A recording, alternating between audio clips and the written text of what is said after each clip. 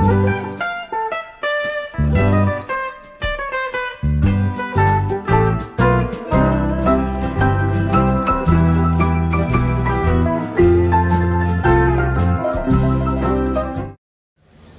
सभी को, मैं मत्तू केवट। मैं आज आपको इस वीडियो के माध्यम से शारीरिक शिक्षण के अंतर्गत भाषा विषय के अंतर पाठ क्रमांक 8 व्यायाम है। तो व्यायाम से संबंधित देखिए, यह पहला चित्र है और इस चित्र के आधार पर कुछ प्रश्न उत्तर बनते हैं। तो इस वीडियो के माध्यम से मैं आपको पाठ क्रमांक 8 व्यायाम शारीरिक शिक्षण के अंतर्गत आता है यह पाठ। तो इसमें जो चित्र दिए गए हैं, इन चित्रों से संबंधित कुछ प्रश्न बनाए गए हैं। तो उन प्रश्नों का उत्तर मैं आपको इस वीडियो के माध्यम से इस चित्र से संबंधित है। यह जैसे पहला प्रश्न इसमें बनेगा, यह लड़की क्या कर रही है और इससे क्या उपयोग है, इस व्यायाम से हमारे शरीर को क्या उपयोग है। तो देखिए पहला प्रश्न किस तरह से बनता है। तो पहला प्रश्न है, देखिए, यह लड़की क्या कर रही है। इसका उत्तर होगा, देखिए, यह लड़की अपने दोनों हाथों से अपने दोनों पैरों के अंगूठे छू रही है। पहला प्रश्न बनता है, यह लड़की क्या कर रही है।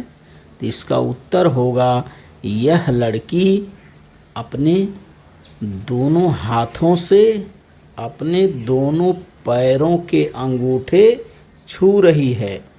और दूसरा प्रश्न इस पर बनेगा, देखिए, कि इससे क्या होगा, यह व्यायाम करने से क्या होगा, इससे क्या होगा। तो इसका उत्तर होगा, इससे उसके पैरों, घुटनों, कमर, रीढ़, हाथों और गर्दन का व्यायाम होता है।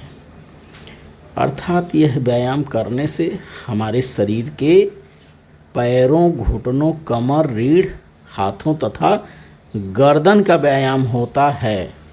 तो इस पर दो प्रश्न बनते हैं। पहला प्रश्न है, यह लड़की क्या कर रही है। इसका उत्तर होगा, यह लड़की अपने दोनों हाथों से अपने दोनों पैरों के अंगूठे छू रही है। दूसरा प्रश्न होगा, इससे क्या होगा।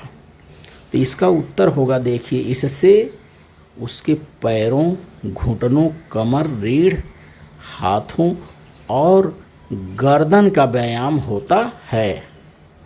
यह दूसरा चित्र देखते हैं। इस दूसरे चित्र में एक लड़का है, देखिए, दोनों हाथ ऊपर करके पैरों के पंजों पर खड़े हो जाना है। तो इस दूसरे चित्र से संबंधित देखिए किस प्रकार से प्रश्न बनते हैं। चित्र से संबंधित देखिए पहला प्रश्न बनेगा, यह लड़का क्या कर रहा है। तो इसका उत्तर होगा, यह लड़का अपने दोनों हाथ ऊपर कर पैरों के पंजों पर खड़ा है। यह लड़का अपने दोनों हाथों को ऊपर करके पैरों के पंजों पर खड़ा है। और इससे क्या होगा, यह व्यायाम करने से क्या होगा। तो इसका उत्तर होगा, इससे पंजों, टखनों, कमर, हाथों और हाथ के पंजों का व्यायाम होता है।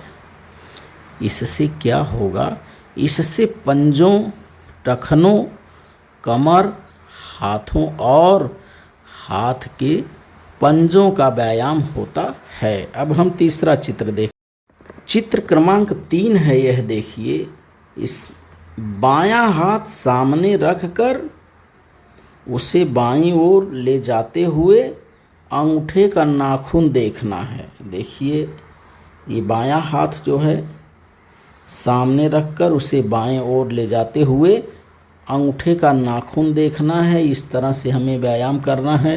तो इससे संबंधित प्रश्न क्या होते हैं, देखिए, और यह व्यायाम करने से हमें क्या लाभ होता है। इस चित्र से संबंधित प्रश्न देखो, पहला प्रश्न बनेगा, यह लड़की क्या कर रही है।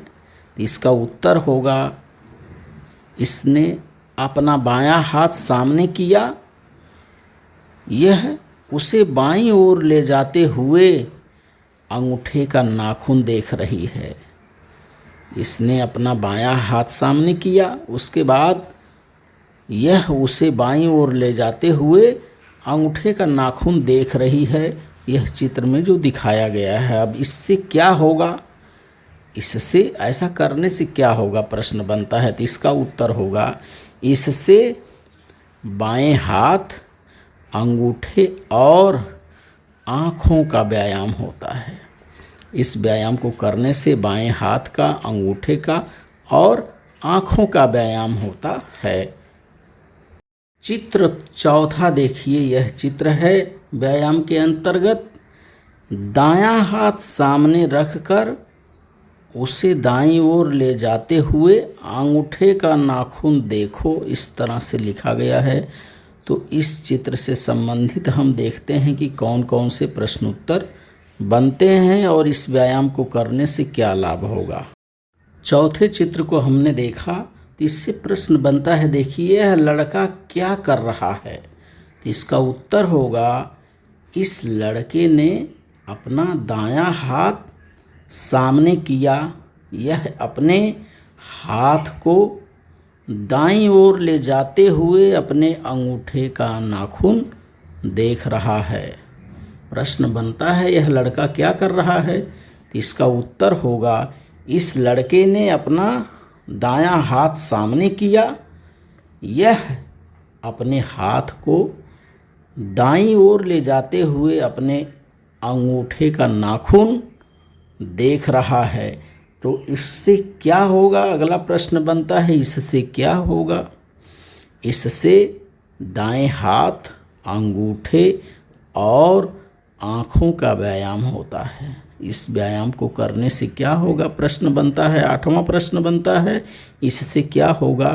तो इससे दाएं हाथ, अंगूठे और आँखों का व्यायाम होगा। इस चित्र हम देखते हैं इस तरह से, यह पांचवा चित्र है। और देखिए, हाथ घुटनों पर सीधे रखकर वज्रासन में बैठना है। इस तरह के आसन को वज्रासन कहते हैं। यह बालिका देखिए वज्रासन में बैठी है। तो इससे कौन से प्रश्न बनते हैं और इस वज्रासन को करने से क्या लाभ होगा, अब आगे हम देखते हैं प्रश्नोत्तर के रूप। तो इससे, इस चित्र से संबंधित प्रश्न बनता है 10वां कि इस योगासन का नाम क्या है। तो इस योगासन को वज्रासन कहते हैं। प्रश्न है, इस योगासन का नाम क्या है। तो इसका उत्तर होगा, इस योगासन को वज्रासन कहते हैं। और प्रश्न 11वां बनता है कि यह आसन करने से क्या लाभ होता है। तो इसका उत्तर होगा, यह आसन करने से पाचन शक्ति ठीक रहती है और पेट में वायु का प्रकोप नहीं होता। प्रश्न बनता है, यह आसन करने से क्या लाभ होता है। इसका उत्तर होगा, यह आसन करने से पाचन शक्ति ठीक रहती है और पेट में वायु का प्रकोप नहीं होगा। और व्यायाम के अंतर्गत शारीरिक शिक्षण पाठ 8 के अंतर्गत 6वां चित्र देखिए, अंतिम चित्र इस प्रकार से है। यह बालक देखिए इस तरह से योगासन कर रहा है। तो इसके नीचे लिखा है, बैठकर पैर सीधे करो, दोनों हाथों से पैर की उंगलियों को पकड़ो। इस तरह से हमें बैठ करके दोनों हाथों से पैर की उंगलियों को पकड़ना है और बैठकर पहले पैर सीधा करना है, उसके बाद हमें झुक जाना है, सिर को घुटने पर रखना है और दोनों हाथों से पैर की उंगलियों को पकड़ना है। तो अब इस चित्र से संबंधित प्रश्न देखिए कैसे बनेगा कि यह लड़का क्या कर रहा है। पहला प्रश्न, फिर इस योगासन से क्या लाभ है और इसका नाम क्या है। आइए हम देखते हैं। तो इस चित्र से संबंधित 12वां प्रश्न बनता है कि यह लड़का क्या कर रहा है। तो इसका उत्तर होगा, इस लड़के ने जमीन पर बैठकर अपने पैर सीधे रखे, फिर उसने आगे की ओर झुककर अपने दोनों हाथों से अपने पैर के दोनों अंगूठों को पकड़ लिया। यह लड़का भी योगासन कर रहा है। यह जो है योगासन का एक प्रकार है। इस लड़के ने ज़मीन पर बैठकर अपने पैर सीधे रखे, फिर उसने आगे की ओर झुककर अपने दोनों हाथों से अपने पैर के दोनों अंगूठों को पकड़ लिया है। यह लड़का योगासन कर रहा है। और इससे प्रश्न बनता है, देखिए इस योगासन को क्या कहते हैं। प्रश्न है 13वां कि इस योगासन को क्या कहते हैं। इसका उत्तर होगा, इस योगासन को पश्चिमोत्तासन कहते हैं। इस योगासन को